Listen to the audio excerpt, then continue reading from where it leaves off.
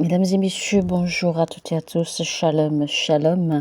Eh bien, aujourd'hui, nous allons apprendre quelques leçons, d'accord, quelques secrets sur les lois de l'exploit, d'accord, et de l'impartation. Les lois de l'exploit et de l'impartation. Et donc, ce sera avec l'apôtre Joshua Selman. Je vais commencer par dire qu'il est important pour les croyants d'avoir une vie productive. Il est important pour les chrétiens de produire des résultats extraordinaires dans leur vie et dans leur marche avec le Christ. Parce que Dieu est glorifié à travers notre vie en tant que chrétien quand on voit les évidences, quand on voit les résultats, que notre service à Dieu n'est pas en vain. Je vais également rajouter que Dieu est glorifié quand nous sommes productifs, quand nous sommes féconds dans tous les aspects de la vie, car Dieu se voit glorifié et le monde glorifie Dieu à travers notre vie. Et je vais également rajouter que quand on doit parler de l'exploit, d'accord, il faut considérer deux révélations ou deux connaissances essentielles. La première connaissance qui est la plus importante, c'est la connaissance de Dieu. Car la Bible nous fait comprendre dans Daniel 11, 32 qu'il est nécessaire de connaître Dieu. C'est alors que la Bible dit, mais ceux du peuple qui connaîtront leur Dieu agiront avec fermeté et ils feront des exploits. Il est dit dans 2 Pierre 1, versets 2 et 3, que la grâce et la paix vous soient multipliées par la connaissance de Dieu et de Jésus notre Seigneur. Comme sa divine puissance nous a donné tout ce qui contribue à la vie et à la piété, au moyen de la connaissance de celui qui nous a appelés par sa propre gloire et par sa vertu. Alors, il faudrait que j'établisse ceci rapidement. Quand vous commencez votre marche avec Dieu, la première dimension de choses qu'il faut rechercher, ou la première chose qu'il faut rechercher, ce n'est pas les choses, ce n'est pas la connaissance des principes, c'est plutôt de chercher d'abord la connaissance de celui qui vous a appelé, la connaissance de Dieu lui-même. Parce que quand Dieu vous a appelé, il vous a appelé à lui-même. Il ne vous a pas appelé au premier abord pour une mission. Il ne vous a pas appelé au premier abord pour un ministère. Le ministère est la dernière chose qui vient. Parce que Jésus-Christ a appelé les disciples pour qu'ils soient avec lui, pour qu'ils le suivent afin de le représenter. Donc, il est important et plus que nécessaire de connaître Dieu. Et j'avais également dit rapidement qu'il y a 3 dimensions pour connaître Dieu. Et la première dimension ou la première façon de connaître Dieu, eh bien, c'est apprendre à connaître sa nature et son caractère, c'est-à-dire sa personnalité. Vous savez, en réalité, ce que nous appelons les fruits de l'esprit, c'est en réalité l'expression même, d'accord, de la nature de Dieu.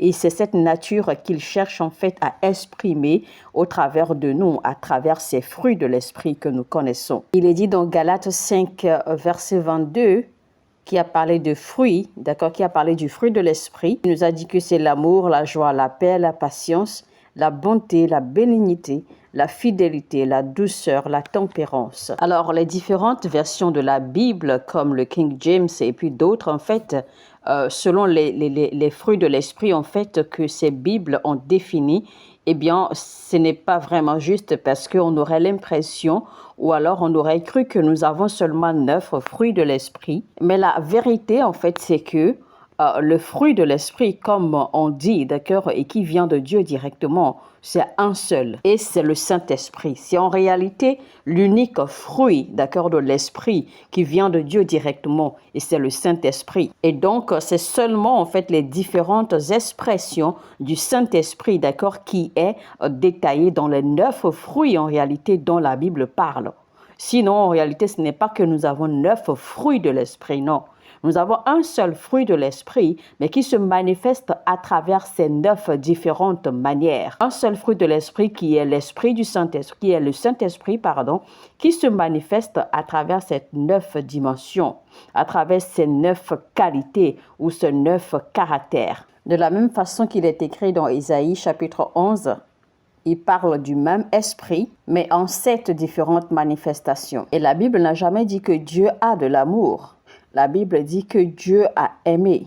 Dieu aime et en réalité, Dieu est amour. Donc, vous pouvez connaître Dieu, d'accord, en connaissant, en découvrant et en maîtrisant sa nature. Et donc, si vous arrivez, d'accord, à connaître la nature de Dieu et surtout à travers la manifestation de ces différentes dimensions du fruit de l'esprit, eh bien cela vous aidera, d'accord, à faire la différence entre Dieu et d'autres divinités, entre Dieu et les autres petits dieux du monde, entre Dieu et d'autres esprits. L'une des façons pour être libre de toute confusion, c'est de connaître la nature de Dieu. Et le diable ne peut jamais imiter la nature de Dieu. Il peut seulement imiter la puissance de Dieu. Parce que la nature de Dieu est supérieure à son pouvoir ou à sa puissance. Parce que c'est de sa nature que découle sa puissance. Parce que même la foi marche par amour. Donc, premièrement, nous connaissons Dieu en étudiant sa nature. Et deuxièmement, nous connaissons Dieu en étudiant sa puissance. Comme il est dit dans Psaume 63, verset 2, « Ainsi je te contemple dans le sanctuaire pour voir ta puissance et ta gloire. » Il est donc important que nous connaissions et que nous maîtrisions la puissance de Dieu. Dans Éphésiens 1, verset 19, parmi toutes les choses que Paul enseignait aux églises d'Éphèse pour qu'elles puissent comprendre la puissance de Dieu, eh bien, c'est l'efficacité, la grandeur de sa puissance qui nous est réservée à nous qui avons cru. Et cela voudra dire que nous aurons compris la grandeur, la capacité et l'extension de sa puissance. Alors, avant d'évoluer plus haut, je vais rapidement, d'accord, m'attarder sur quelque chose, sur un aperçu très bref. Alors, je vais vous faire comprendre qu'il y a une différence entre la puissance de Dieu et l'autorité. Et vous devez savoir que Dieu n'a pas d'autorité. Dieu ne possède pas l'autorité. L'autorité, c'est un droit légitime d'user de son pouvoir. Et donc, chaque fois que quelqu'un doit exercer une autorité, eh bien, cela doit se faire à deux dimensions. Premièrement, avant d'exercer son autorité, cela doit s'appliquer à une juridiction. Il n'y a pas d'autorité qui puisse être appliquée s'il n'existe pas une juridiction précise. Parce qu'aucune autorité n'est appliquée ou n'est utilisée de façon indéfinie ou de façon abusive. Là où l'on reconnaît la valeur de l'autorité, c'est quand elle s'applique dans une juridiction précise. Deuxième réalité à savoir, c'est que l'autorité ne peut pas fonctionner. L'autorité ne peut pas être exercée à moins qu'un pouvoir supérieur supervise son utilisation ou son application. Alors, si on doit dire que Dieu possède une autorité ou bien que Dieu a l'autorité, eh bien cela voudra dire qu'il existe un être qui soit supérieur à lui et qui lui permette à lui, Dieu, d'accord, d'exercer son autorité sur telle ou telle ou telle ou telle juridiction. Et c'est-à-dire que ce pouvoir, c'est-à-dire qu'il doit il doit exister un pouvoir qui soit supérieur à Dieu et qui lui définisse les juridictions sur lesquelles Dieu va exercer son autorité. Et ce qui n'est pas possible, vous le savez. Il n'existe pas de pouvoir supérieur à Dieu. Souvenez-vous que Jésus-Christ a dit, quand il est venu sur la terre, il a dit « Toute autorité m'a été donnée, tout pouvoir m'a été donné ». Ce sont donc les hommes qui possèdent l'autorité et le pouvoir. Et si vous êtes un homme et que vous possédez uniquement le pouvoir, eh bien cela est dangereux. Et cela veut dire que vous êtes simplement un bandit parce que un bandit n'a pas d'autorité. Mais le bandit a le pouvoir et c'est pour cela que le bandit peut utiliser n'importe quelle arme meurtrière pour opérer. Mais voici, l'homme de l'armée, d'accord, ou l'homme en uniforme, a non seulement le pouvoir, mais aussi l'autorité. Et c'est pour cela que l'homme en uniforme peut arrêter le bandit, d'accord, et le soumettre et le punir. Donc, l'autorité, c'est un droit légitime à exercer son pouvoir. Alors, Dieu n'a pas donné seulement le pouvoir aux chrétiens, aux croyants. En tant que croyants, ne recherchez pas seulement le pouvoir. Dieu nous a donné, croyants, le pouvoir et l'autorité. Donc, notre Dieu, le Père, n'a pas d'autorité, mais il possède le pouvoir suprême, un pouvoir absolu. Lui n'a pas reçu de pouvoir. C'est lui qui a le pouvoir. C'est lui qui détient le pouvoir. C'est lui qui est le possesseur de pouvoir. C'est pour cela qu'il est le seul qui possède le pouvoir absolu. Si vous ne comprenez pas cette réalité, un jour, le démon ou un démon risque de vous embarrasser parce qu'un jour, un démon risque de vous jeter en pleine figure. Je connais Jésus, je connais Paul, mais toi, qui es-tu? Alors, voici la signification de tout ceci. Quand Dieu a limité l'exercice de son pouvoir, c'est simplement, d'accord, pour la survie des saints. Ce n'est pas parce que Dieu ne peut pas utiliser son pouvoir. Ce n'est pas parce que Dieu ne peut pas user de son pouvoir. Ce n'est pas parce que Dieu ne peut pas forcer les choses à notre volonté. On nous a souvent enseigné que si l'homme ne donne pas, d'accord, la permission ou si l'homme ne donne pas l'autorité à Dieu d'agir, que Dieu n'agira pas. C'est vrai, c'est une chose vraie. Mais ce n'est pas une vérité absolue. Parce que c'est Dieu qui détient le pouvoir, n'oubliez pas. Donc Dieu peut décider d'user de son pouvoir pour peser sur votre volonté. Parce que si Dieu décide, d'accord, de briser ou de violer votre volonté, il demeure Dieu parce qu'il fait ce qui lui plaît. C'est lui qui détient le pouvoir et il n'aura pas tort. Il est dit dans Psaume 24 à partir du verset 1. À l'Éternel la terre et ce qu'elle renferme, le monde et ceux qui l'habitent. Vous voyez? Donc, il est bien écrit que la terre appartient à l'Éternel. Ce que la terre renferme appartient à l'Éternel.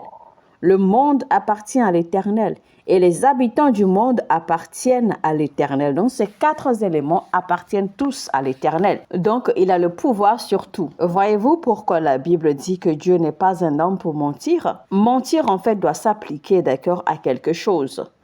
Doit se référer à quelque chose. Donc, si Dieu décide de faire quelque chose de vous aujourd'hui, il n'y a pas d'autorité qui viendra le questionner. Il n'y a pas de pouvoir qui viendra le questionner. Il n'y a pas de pouvoir qui viendra demander pourquoi. Alors, quand la Bible dit, d'accord, que Dieu a juré par sa propre parole, que Dieu a juré par lui-même, ce n'est pas parce que Dieu est en position de faiblesse, mais c'est simplement pour nous montrer que Dieu a d'abord cherché, il a d'abord regardé pour voir s'il existait une créature ou alors une existence, d'accord, qui soit supérieure à lui. Et alors, comme ça, il pourra alors se soumettre et laisser l'humanité tranquille. Mais Dieu n'en a pas trouvé. Alors, il a juré par lui-même afin de vous montrer qu'il dépend de sa parole, qu'il dépend de ses promesses et qu'il est fiable. Donc, comme j'avais dit déjà, donc deuxièmement, on connaît Dieu en découvrant et en connaissant sa puissance. La Bible a dit clairement que tous les pouvoirs appartiennent à Dieu. Donc, il est important de connaître Dieu. Et connaître Dieu, ce n'est pas un don. Ce n'est pas un talent. Il faut travailler. Il faut effectuer des efforts pour connaître Dieu, pour connaître sa nature et ensuite connaître sa puissance. Alors, le produit fini de connaître Dieu, c'est la confidence. Le produit final de la connaissance de Dieu, c'est la confidence. Votre confidence en tant que chrétien est connectée à votre connaissance de Dieu. Et la Bible nous a dit, parce qu'il est écrit dans un verset qui dit « N'éloigne pas de nous ta confidence ». Et la Bible dit pourquoi en fait. Et la Bible a donné la raison de cela.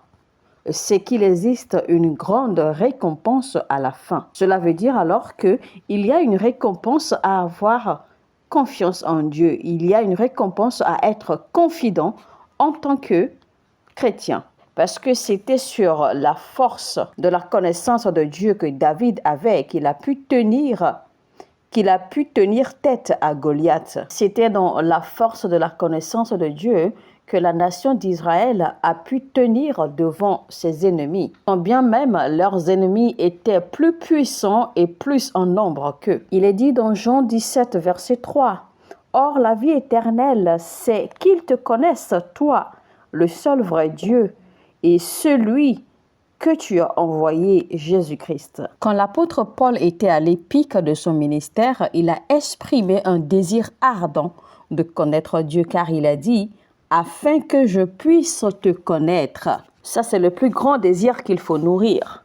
C'est la plus grande prière qu'un chrétien puisse jamais faire. Parce que quand vous connaissez véritablement Dieu, certaines choses vont lâcher prise dans votre vie. Certaines peurs vont disparaître de vous. Vous voulez avoir une vie sécurisée? Connaissez Dieu. Connaissez Dieu parce que quand vous allez connaître Dieu et que vous aurez la révélation de celui à la ressemblance de qui vous êtes, vous allez résister au plaisir d'être emporté par les pressions de la vie, par les pressions de la société. Il est écrit, ne m'enlève pas ta confidence. Et ne manquez pas de confidence en vous-même et ne manquez pas de confiance en Dieu, car il y a une grande récompense à la fin. La deuxième dimension de connaissance dont nous avons besoin pour faire des exploits dans notre royaume, c'est-à-dire dans le royaume de Dieu, c'est la connaissance de sa volonté, la connaissance de ses voies. Vous savez, à ce niveau-ci, le diable triche. Le diable trompe beaucoup de croyants, beaucoup de chrétiens, parce que beaucoup de chrétiens pensent qu'une fois qu'ils sont devenus chrétiens, une fois qu'ils ont donné leur vie à Christ, et qu'à cause de l'amour de Dieu, eh bien les choses se passeront dans leur vie sans qu'ils n'aient à fournir d'efforts. Les choses se matérialiseront dans leur vie sans qu'il n'y ait rien à faire, sans qu'ils n'aient pas besoin de faire quoi que ce soit. Et que leur vie, d'accord, sera la manifestation tangible ou évidente de la gloire de Dieu. Et c'est là que beaucoup de gens sont déçus, que ce soit les ministres de Dieu, que ce soit les hommes et les femmes d'affaires, que ce soit les parents, les pères et les mères de famille. Peu importe votre profession et votre domaine d'intervention dans la vie, eh bien, tant que vous êtes chrétien, beaucoup de personnes échouent surtout à ce niveau-là parce que elles n'ont pas la connaissance de Dieu et elles manquent également de la connaissance de ses voies, de sa volonté pour eux. La Bible dit dans Éphésiens 1, verset 3, « Béni soit Dieu, le Père de notre Seigneur, Jésus-Christ, qui nous a bénis de toutes sortes de bénédictions spirituelles dans les lieux célestes en Christ. » Vous voyez que la Bible dit clairement que notre Père, le Père de notre Seigneur Jésus-Christ, qui est notre Père, qui nous a bénis de toutes sortes de bénédictions. Il n'a pas dit de quelques bénédictions. Il est bien dit de toutes sortes de bénédictions. Et il est dit clairement, nous a bénis. Donc, parlons de nous, ça nous rassemble tous les chrétiens. Il n'y a pas d'exception, il n'y a pas de classe mise à part. Et que nos bénédictions sont dans les lieux célestes. Les bénédictions sont dans les lieux célestes. Lisons 1 Corinthiens 2, verset 12. Or, nous n'avons pas reçu l'esprit du monde, mais l'esprit qui vient de Dieu, afin que nous connaissions les choses que Dieu nous a données par sa grâce.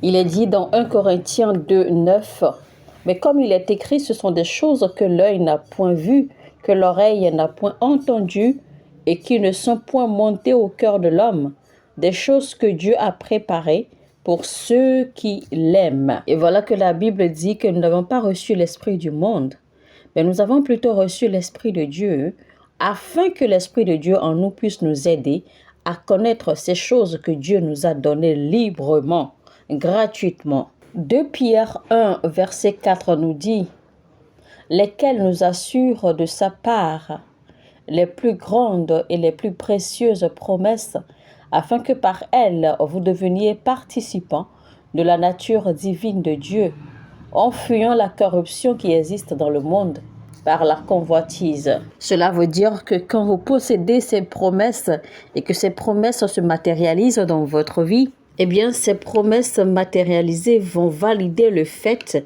que vous êtes devenus participants de la nature divine de Dieu. Ça veut dire que la vie de Dieu, l'Esprit de Dieu que vous avez reçu, ça veut dire que ces promesses que nous avons reçues, que vous avez reçues, peuvent se matérialiser et devenir évidentes à la vue de tout le monde, à la vue de tous, afin que tout le monde puisse voir et témoigner de cela seulement et seulement si vous embrassez les principes du royaume et que vous les mettez en pratique. La différence entre deux croyances n'est pas l'amour de Dieu, ce n'est même pas la volonté de Dieu. C'est plutôt le degré de compréhension de chacun d'eux, d'accord, du mystère du royaume. Alors, nous définissons ou nous déterminons la possibilité de notre appartenance au royaume de Dieu par rapport à travers le degré de compréhension que nous avons acquis. Quand vous voyez un chrétien vivre une vie de médiocrité, vous voyez un chrétien vivre une vie presque passive et que sa vie ne reflète pas véritablement la gloire de Dieu, mais bon, ce chrétien vit, d'accord, autant qu'il peut, eh bien, il a ce qu'il faut quotidiennement, il survit quotidiennement. En tout cas, il a ce qu'il faut tous les jours. Cela ne veut pas dire que c'est le reflet de la volonté de Dieu pour lui. Cela ne veut pas dire que sa vie reflète les plans de Dieu pour lui. Non, parce que la volonté de Dieu pour tous les chrétiens est clairement définie dans sa parole. Il est écrit dans Jean 10, 10. « Moi, je suis venu afin que les brebis aient la vie et qu'elles soient dans l'abondance. » Cette parole que Jésus-Christ a dite n'est pas juste adressée à des hommes d'affaires ou à des hommes de Dieu, etc. Non, cette parole s'adresse à tous les chrétiens. Donc, la promesse d'accord de Dieu, la volonté parfaite de Dieu pour nous, c'est qu'en Christ, que nous puissions avoir la vie éternelle, que nous puissions avoir la lumière et que nous puissions l'avoir en abondance. La Bible dit que les sentiers du juste sont comme une lumière brillante et qu'elle brille de plus en plus. Elle brille de plus en plus jusqu'à la perfection. De plus en plus dans votre ministère. De plus en plus, la lumière doit briller dans votre foyer. De plus en plus, elle doit briller dans vos affaires. De plus en plus, elle doit briller dans votre vie. Aucun chrétien, d'accord, n'a le droit d'avoir un passé plus brillant. Aucun chrétien n'a le droit d'avoir un passé brillant que son futur. Votre passé ne peut pas être plus brillant que votre futur. Parce que même les étoiles sont différentes les unes des autres de par leur brillance. Il y a des étoiles qui brillent plus que certaines. Même si vous avez l'impression que votre présent ne reflète absolument rien de ce que la parole de Dieu dit, même si vous avez l'impression que tout est fini pour vous, eh bien je vais vous dire, ce n'est pas le moment de vous lamenter. Accrochez-vous à ce que la parole de Dieu vous dit. N'est-il pas écrit clairement dans votre livre, dans votre Bible, tout ce que je dis ici? Votre lumière doit briller de jour en jour, peu importe les circonstances qui vous entourent. Il arrivera un temps où ces circonstances passeront. N'oubliez pas qu'il est écrit dans Romains 8 et 18. « J'estime que les souffrances du temps présent ne sauraient être comparées à la gloire à venir, qui sera révélée pour nous. » Il existe une dimension de la gloire de Dieu qui devra se révéler en nous. N'oubliez pas que la Bible dit que le monde attend expressément la manifestation des fils de Dieu. Vous devez donc croire en cela. Vous devez croire et vous accrocher à cette parole. Si vous ne croyez pas en cette parole, eh bien, il vous sera difficile de faire des exploits dans ce royaume. Parce qu'il est écrit dans votre destin, peu importe qui vous êtes, que vous êtes la manifestation et vous serez la manifestation évidente de la gloire de Dieu. Et quand vous croyez en cette parole, ne vous inquiétez pas des circonstances autour de vous. Quand vous croyez en cette parole, n'écoutez pas les on-dit. Quand vous croyez en cette parole, ne regardez pas les à côté. Parce qu'il existe une puissance dans l'esprit qui peut changer les choses afin de les faire s'aligner à la volonté de Dieu. Il y a certaines personnes qui naissent par la faveur divine et par la grâce de Dieu, d'accord, qui naissent dans la grandeur. C'est-à-dire que ces gens naissent dans des familles qui ont déjà réussi, dans des familles qui ont déjà bâti un nom, dans des familles qui ont déjà bâti une dynastie. Et donc ces gens-là, d'accord, n'ont plus vraiment beaucoup de difficultés à s'aligner ou alors à se refléter, à se manifester, à faire leur chemin dans la vie et dans la société. Par contre, il y en a d'autres qui vont travailler dur, qui vont faire des efforts pour trouver, pour découvrir ces principes du royaume et à travers ces principes du royaume, les mettre en pratique et tracer leur chemin vers la grandeur, vers le succès, vers la réussite. Ne vous faites pas des illusions en pensant que le destin vous attendra. Le temps ne vous attendra pas et il n'y a pas d'espace dans le destin qui soit créé pour attendre que vous soyez prêts. Le destin ne vous attendra pas. Le temps ne vous attendra pas. Vous devez créer votre propre chemin. Vous devez créer votre espace et vous faire un nom. Et vous faire un territoire. Pour que la gloire de Dieu se manifeste dans votre vie, évidemment, il y a une responsabilité à prendre. Il y a des choses que vous êtes appelés à faire. Les mystères du royaume sont les seules échelles par lesquelles les saints atteignent leur place dans le destin. Ces mystères sont non seulement à connaître, mais ils sont également à utiliser pour faire accomplir les prophéties dans votre vie, pour faire accomplir les promesses dans votre vie. Le simple fait qu'on ait prophétisé sur vous ne fera pas manifester, ne fera pas matérialiser la prophétie. Il y a eu beaucoup de choses que Dieu lui-même et les prophètes ont dites à des gens dans la Bible, mais qui ne se sont jamais matérialisées. Pourquoi? Parce que ces gens qui ont reçu les prophéties n'ont pas posé les actions qu'il fallait poser pour matérialiser ces prophéties qu'ils ont reçues. C'est écrit dans la Bible: Ô Seigneur, à jamais ta parole est établie dans les cieux. Attention, il est bien dit que sa parole est établie dans les cieux. Ça veut dire que la parole n'est pas encore établie dans votre vie. Donc, pour que cette parole qui est établie dans les cieux puisse se matérialiser dans votre vie, pour que cette parole puisse être établie maintenant dans votre vie sur la terre, parce que souvenez-vous, nous sommes dans 2 dimensions différentes. Et donc, pour que vous puissiez voir la parole s'établir, se manifester dans votre vie, dans le règne physique, eh bien, il y a des actions à faire. Il y a des responsabilités à prendre. Il y a des actes à poser. Il y a des efforts à faire. Souvenez-vous qu'il est écrit dans la Bible que Dieu nous a donné toutes choses. Il nous a donné toutes sortes de bénédictions dans les lieux célestes en Christ. Si nous entrons un peu dans Job 38 au verset 33, eh bien, Job était en train d'avoir une conversation, d'accord, avec Dieu. Souvenez-vous que Job, d'accord, à un moment de sa vie, eh bien, a perdu tout ce qu'il a jamais, a tout perdu en une seule journée. Il avait perdu toutes ses possessions en une seule journée. Parfois même, on se demanderait, mais où Job a-t-il trouvé cette force pour tenir aussi ferme? Alors, Dieu posa une question à Job, dans Job 38, verset 33. Il dit: Connais-tu les lois du ciel? Règles-tu son pouvoir sur la terre? C'est-à-dire que Dieu demandait à Job: Connais-tu les règlements, les lois, les principes qui régissent les cieux? Vous savez, chers amis, les cieux, ce n'est pas les cieux parce que Dieu vit là-bas, non. Les cieux, c'est entièrement un autre domaine. C'est entièrement un autre domaine, c'est entièrement un autre monde, une autre dimension qui ressemble presque à une jungle. Il y a des lois, des principes qui régissent le ciel. Il y a des principes, des lois, des règlements qui font que les cieux sont les cieux.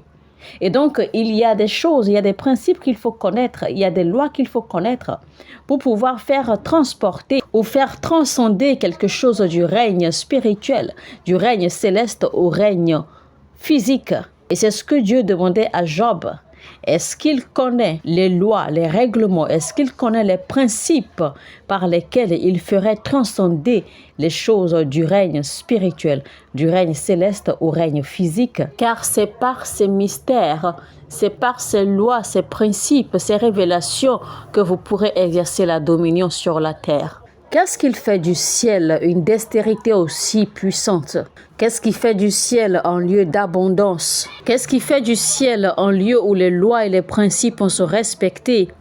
Qu'est-ce qui fait du ciel un lieu où Dieu n'a pas besoin, d'accord, de superviser le fonctionnement des choses, où Dieu n'a pas besoin de superviser l'efficacité, d'accord, et la mise en pratique des lois et des règlements et des principes? Dieu essaie de nous faire comprendre en réalité que vous pouvez, d'accord, utiliser ces réalités du ciel et les téléporter dans votre vie sur la terre, les mettre en pratique et manifester la dominion de Dieu sur la terre dans votre vie. Il a dit que ta volonté soit faite sur la terre comme dans les cieux. Alors quand la Bible dit que sa volonté soit faite sur la terre comme dans les cieux, en réalité, il ne parle pas de la terre, c'est-à-dire physiquement en général, mais il parle plutôt de vous. Vous, d'accord, qui vivez sur la terre, vous êtes en fait la première terre sur laquelle la volonté parfaite de Dieu doit se manifester. Ça veut dire que dans votre vie, que la volonté de Dieu se fasse avant tout. Alors, la vie du croyant, la vie du chrétien est en fonction de sa compréhension des mystères du royaume. Pour exercer la dominion sur la terre, pour exercer la dominion de Dieu sur votre vie, ce n'est pas par impactation, ce n'est pas par transfert. La dominion de Dieu, la volonté de Dieu se fera dans votre vie de par votre compréhension, d'accord, et votre mise en pratique des principes du royaume. Quelles sont les possibilités ou les dimensions de bénédiction qui ont été rendues disponibles pour nous en tant que chrétiens? Il y a la faveur, il y a la vitesse dans les accomplissements, il y a l'élévation. Tout ce qui a été fait ou préparé pour la révélation de la gloire de Dieu dans votre vie est toujours connecté à un mystère. Par exemple, la prospérité financière est connectée à un mystère. L'assistance divine et la guérison sont connectées à un mystère. L'honneur, la vitesse dans l'accomplissement, la faveur, l'élévation, tout cela est connecté à un mystère. L'influence est également connectée à un mystère. La longévité est connectée à un mystère. Ne désirez pas seulement ce que vous voyez. Ne désirez pas seulement les évidences ou les résultats, d'accord, que vous voyez. Ne désirez pas seulement les exploits des autres. Vous devez aller découvrir les mystères qui sont cachés derrière, les mystères qui sont connectés à ces réussites, à ces exploits. Alors, quand vous rencontrez certains chrétiens qui vivent une vie excellente, une vie qui manifeste, une vie qui reflète la gloire de Dieu, eh bien, c'est parce que ces derniers sont diligents, c'est parce que ces derniers sont toujours prêts, d'accord, à suivre les instructions et ils jouissent également, ils s'accrochent à la grâce de Dieu. Alors, vous rencontrerez des hommes, des personnes exceptionnelles, des hommes qui ont expérimenté cette transition dans le règne de l'esprit et vous voyez des résultats extraordinaires, des résultats surnaturels dans leur vie. Et vous comprendrez que ces gens, en fait, d'accord, ont maîtrisé l'art de transporter les réalités spirituelles du règne céleste pour les faire manifester dans le règne physique dans leur vie. Pour tout ce que vous désirez avoir en tant qu'enfant de Dieu dans ce royaume, eh bien, il y a des principes. Il existe un mystère qui est attaché à cela. Et donc, il est de votre responsabilité de découvrir au premier abord le mystère qui est attaché à ce que vous désirez avoir. Et ensuite, vous allez découvrir les réalités spirituelles, les réalités de principes qui sont liés à ce que vous désirez, afin que vous puissiez les mettre en pratique pour voir la manifestation de ce que vous désirez. Rien n'arrive au hasard dans la vie et aucun changement ne se produit tout seul. Toute condition de vie, toute situation de vie demeure telle à moins qu'une force supérieure soit exercée pour provoquer un changement. Si vous ne faites pas attention, si vous ne posez pas les bons actes, cette année demeurera telle que les années précédentes dans votre vie. Cette année sera pareille aux années précédentes, à moins que vous vous engagiez à appliquer une force, à moins que vous vous engagiez à faire des choses que vous n'aviez jamais faites les années précédentes, à moins que vous vous engagiez à appliquer des principes, à provoquer un changement, ce que vous n'avez pas pu faire les années précédentes. Et comme j'avais dit, toute chose que vous désirez, il y a un mystère qui se cache derrière. Il y a un protocole qui provoque leur manifestation. Quel est le protocole que vous connaissez qui provoque la manifestation de la vitesse dans les accomplissements? Quel est le protocole que vous connaissez qui provoque la manifestation de la faveur? Ou alors pensez-vous seulement que les gens vous regarderont et vous apprécieront? Ou alors pensez-vous que les gens vous regarderont, il suffit simplement qu'ils vous regardent et ils se mettent à vous aimer, à vous apprécier? Mais non. N'oubliez pas qu'il est écrit dans la Bible clairement que le monde végète dans la méchanceté. Chacun fait face à ses problèmes et donc les gens ne vont pas abandonner leurs problèmes et venir se concentrer sur vous. Il y a une certaine énergie que la lumière produit. Elle oblige toute la création à vous répondre positivement, à vous répondre d'une certaine manière. Il est dit dans Ésaïe 60, verset 2, verset 3. Voici les ténèbres couvrent la terre et l'obscurité les peuples. Mais sur toi, l'Éternel se lève, sur toi, sa gloire apparaît. Des nations marchent à ta lumière et des rois à la clarté de tes rayons. Je prie pour vous et je déclare que ce verset devienne votre portion. Dans le nom de Jésus-Christ, je prie que à travers la portion et la dimension de lumière qui jaillira sur vous, que vous allez commencer à commander la dominion. Alors, ce que la plupart des chrétiens font, c'est de garder le silence, d'attendre, de voir le temps passer et d'espérer que les choses se passent dans le temps, que les choses se manifestent dans le temps par elles-mêmes. Ce que vous ignorez, c'est que vous allez attendre longtemps et vous finirez par être déçus. Souvenez-vous de l'histoire de cet homme à la piscine de Bethesda qui est resté là à la piscine pendant 38 années. Sa situation a duré 38 années. Et vous savez que 38 années, ça a commencé avec une année. Et ensuite, c'est passé à 2, et 3, et 4, et 5, et 6, et 7, et 8, et 9, et 10. Et jusqu'à atteindre 38 années, il était toujours assis à la piscine de Bethesda, attendant que quelqu'un vienne à son secours, attendant que quelqu'un vienne l'aider pour changer sa situation. Tout le monde vient et tout le monde passe. Tout le monde le dépasse, tout le monde le devance dans tout dans la vie. En temps normal, à la 5e année de sa maladie, à la 5e année de son affliction, il aurait pu décider de forcer les choses pour pouvoir trouver sa délivrance. Puisque chaque année, il se présentait des opportunités pour sa délivrance. Chaque année, il se présentait les possibilités qu'il fallait pour sa délivrance. Et pourtant, il était bien près de la source de sa délivrance. C'est alors que Jésus finalement vint à lui. Alors Jésus lui demanda quel était son problème, pourquoi était-il là. C'est alors qu'il répondit à Jésus-Christ qu'il n'a pas quelqu'un pour l'aider, qu'il n'a personne pour l'aider. Et donc, vous voyez que cet homme, en fait, connaissait la puissance ou l'importance des relations. Mais malheureusement, c'était la seule chose qu'il connaissait. Il y a beaucoup de personnes ainsi également qui connaissent certaines choses, qui maîtrisent certaines vérités, mais elles n'ont pas suffisamment la connaissance qu'il faut. Elles n'ont pas suffisamment les clés, les secrets qu'il faut pour les sortir de leur situation, pour leur donner la délivrance dont ils ont besoin, pour les faire entrer dans la gloire qu'ils recherchent tant. Quand vous voyez les gens marcher, d'accord, ou vivre dans la dominion, eh bien, ce n'est pas seulement eux. Cela ne vient pas d'eux seulement. C'est parce que ces gens-là, avec le temps, d'accord, ont acquis des clés. Ils ont acquis des secrets. Ils détiennent des clés pour accéder à plusieurs dimensions. Ils détiennent des clés pour accéder à plusieurs réussites. Supposez par exemple que vous vous attendez à recevoir la faveur de quelqu'un. Vous vous attendez à être bien reçu, à être apprécié et à être assisté. Mais voici que malheureusement, on vous rejette, on vous ferme la porte au nez, on ne vous aide pas, on ne vous assiste pas.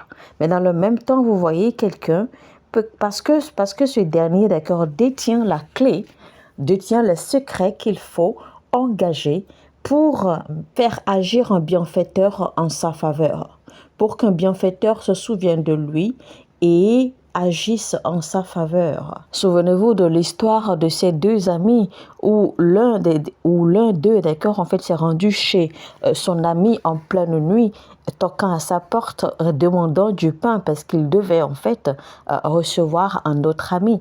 Et à son ami de lui dire non, il se fait tard déjà, qu'il ne peut pas lui venir en aide. Souvenez-vous ce que ce dernier a fait. Il a toqué, il a insisté jusqu'à ce que son ami sorte. Et quand son ami est sorti, il lui a donné plus qu'il en voulait. Connaissez-vous le secret qu'il a appliqué? Connaissez-vous la clé qu'il a utilisée? Vous savez, la plupart des paraboles décrites dans la Bible sont beaucoup plus que des histoires, sont beaucoup plus que des mots écrits sur du papier. À l'intérieur de ces écrits se cachent des mystères. La Bible nous parle de la révélation dans la connaissance de Dieu. Ça veut dire que la révélation est cachée dans la connaissance. Alors ce n'est pas parce que vous détenez la connaissance que forcément vous avez la révélation, parce que vous pouvez avoir la connaissance sans pour autant déceler la révélation qui se trouve dans la connaissance que vous avez. parce qu'il faille que la révélation vous soit donnée. Vous pouvez lire une histoire, vous pouvez lire des lignes écrites sur papier et découvrir une révélation cachée à l'intérieur. Je vais parler de 2 domaines essentiels qui nous concernent le plus. Le domaine financier, par exemple. Il y a beaucoup de personnes qui veulent prospérer. Vous voyez très bien la façon dont l'argent embarrasse énormément beaucoup de chrétiens. Est-ce que Dieu aide les gens? Est-ce que Dieu assiste les hommes financièrement? Oui, évidemment. Mais comment fait-il cela? Il existe plusieurs principes économiques. Alors, quels sont ceux que vous connaissez et quels sont ceux que vous ignorez? Essentiellement, Dieu aide les hommes, d'accord, en les équipant de sagesse, en les équipant de productivité, en leur donnant la direction qu'il faut. Ceci a toujours été la façon dont Dieu aide les hommes. Ceci a toujours été la façon dont Dieu équipe essentiellement les hommes. La puissance de la prospérité fonctionne à 3 niveaux. Le premier niveau, c'est déjà sur votre mental. C'est sur votre mentalité. Vous devez avoir une mentalité ouverte. Vous devez avoir une mentalité de grand. La puissance de la prospérité doit réveiller votre mental et vous conduire à l'illumination. Et ensuite, la bénédiction de Dieu qui reposera sur l'œuvre de vos mains. Et enfin, Dieu vous donnera la direction à suivre. Souvenez-vous qu'il est dit que le Seigneur est mon berger et je ne manquerai de rien. L'autre façon dont Dieu prospère les hommes dans son royaume, c'est de les connecter à d'autres qu'il a déjà aidés et qui ont déjà réussi. Et alors, Dieu va les inciter, d'accord, à vous favoriser. Vous serez reçus avec amour, avec acceptance.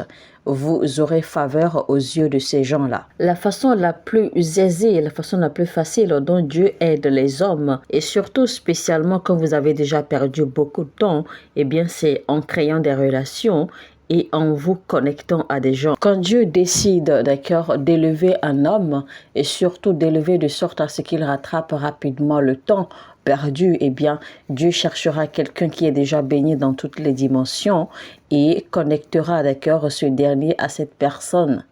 Et Dieu vous enseignera également la sagesse qu'il faut pour être bien aux côtés de cette personne, afin que vous puissiez jouir de sa grâce et de la bénédiction que Dieu a déposée sur sa vie. Alors, si je dois maintenant parler, d'accord, de la santé divine, c'est-à-dire que vivre en santé, avoir une bonne santé, une santé de fer et vivre longtemps. Vous devez, d'accord, garder à l'esprit que le diable est prêt à tout, d'accord, pour détruire le corps de l'homme. Il existe des lois qui disent que votre esprit peut rester ou peut demeurer si et seulement si votre corps arrive à maintenir un certain niveau, un certain degré de santé. À chaque être humain, Dieu a accordé ou Dieu a donné un corps, d'accord, durant son temps de vie sur terre. Alors, et la condition pour que votre esprit puisse demeurer en vous, c'est que votre corps doit avoir une certaine condition, d'accord, de santé qui est requise en fait par les lois célestes afin de pouvoir afin de pouvoir conserver votre esprit. Alors, si votre corps se détériore au-delà d'une certaine mesure, au-delà de la mesure requise, au-delà de la condition requise par les lois célestes, votre esprit vous quittera. Que votre heure de mourir ait sonné ou pas, votre esprit se détachera de votre corps. Votre esprit vous abandonnera. Alors, l'une des façons dont le diable s'arrange, d'accord, pour en fait détruire les plans de Dieu, les objectifs de Dieu pour votre vie, c'est de créer des détériorations dans votre système, de créer des détériorations dans votre corps, afin de provoquer une séparation entre votre corps et votre esprit. Et cela voudra alors dire que vous avez la responsabilité, vous avez le devoir de demeurer en bonne santé. Et pour que vous demeuriez en bonne santé, cela n'arrive pas seulement par le désir, ce n'est pas seulement en le souhaitant ou en le voulant. Il y a des mystères, il y a des secrets à appliquer, il y a des clés qu'il faut utiliser. La première clé qu'il faut toujours mettre en pratique, c'est de savoir et reconnaître que la longévité est un droit. C'est de savoir que la longévité est un droit légitime que vous avez reçu en Christ. Et vous devez y croire fermement avec toute votre foi. Souvenez-vous qu'il est écrit dans la Bible, « Je ne mourrai point, mais je vivrai pour déclarer les œuvres de l'Éternel. » Deuxième clé qu'il faut mettre en application, il est écrit « Honore ton père et ta mère dans le Seigneur, afin que tes jours puissent être prolongés. » Troisième clé, d'accord, à mettre en pratique, la Bible dit clairement « Voici, je mets la mort et la vie devant vous, mais je vous assure, je vous conseille vivement, choisissez la vie. » Et quand vous choisissez la vie, c'est que vous devez la déclarer ouvertement et aussi en prenant des décisions volontaires et objectives pour maintenir votre corps en santé.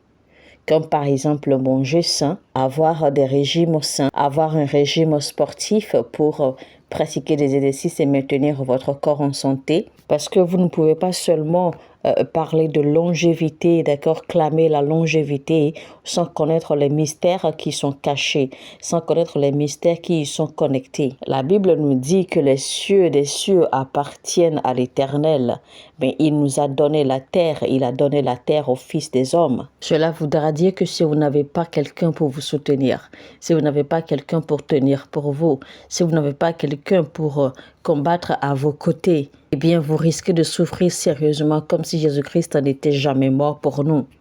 Et c'est pour cela que vous devez également apprendre les mystères qui sont cachés derrière les relations, les mystères, les principes qui guident les relations humaines. Parce qu'il n'y a rien que vous puissiez accomplir sur la terre sans l'implication des relations humaines. Il y a beaucoup de personnes qui ne maîtrisent pas les principes de l'honneur, beaucoup de personnes qui ne connaissent pas les secrets qui sont connectés ou les secrets liés aux relations humaines. Et voici que ces gens, d'accord, ne cessent de prier pour réclamer la faveur de Dieu, pour réclamer que Dieu leur donne des bienfaiteurs de destin, des bienfaiteurs de ceci et de cela. Et ces gens-là, d'accord, se permettent même de réciter, d'utiliser les versets bibliques qu'il faut, oui, évidemment, pour faire leur prière, pour soutenir leur prière. Et voici des gens qui continuent à demander, à réclamer encore et encore. Et pourtant, le ciel voudrait bien que vous expérimentiez, d'accord, ce degré ou ce genre de faveur. Mais voici que malheureusement, vous n'êtes pas encore prêt, d'accord, à découvrir et à apprendre les mystères qui sont connectés à cela, les mystères qui sont liés à cela. Et donc ainsi, eh bien, les bonnes choses et les bonnes personnes ne cessent de vous dépasser ou ne cessent de venir à vous et vous dépasser. Parce que vous n'avez pas appris, d'accord, l'art d'attirer les gens vers vous, l'art d'attirer les bonnes personnes, l'art de créer de bonnes relations. Alors, mesdames et messieurs, chers téléspectateurs, chers amis, c'était donc la première partie de notre message, les lois de l'exploit, ou alors les lois des exploits, avec l'apôtre Joshua Selman. Je vous dis à très très bientôt, chers amis, et nous allons continuer dans la deuxième partie de notre message. Sur ce, je vous dis que Dieu vous bénisse. Shalom.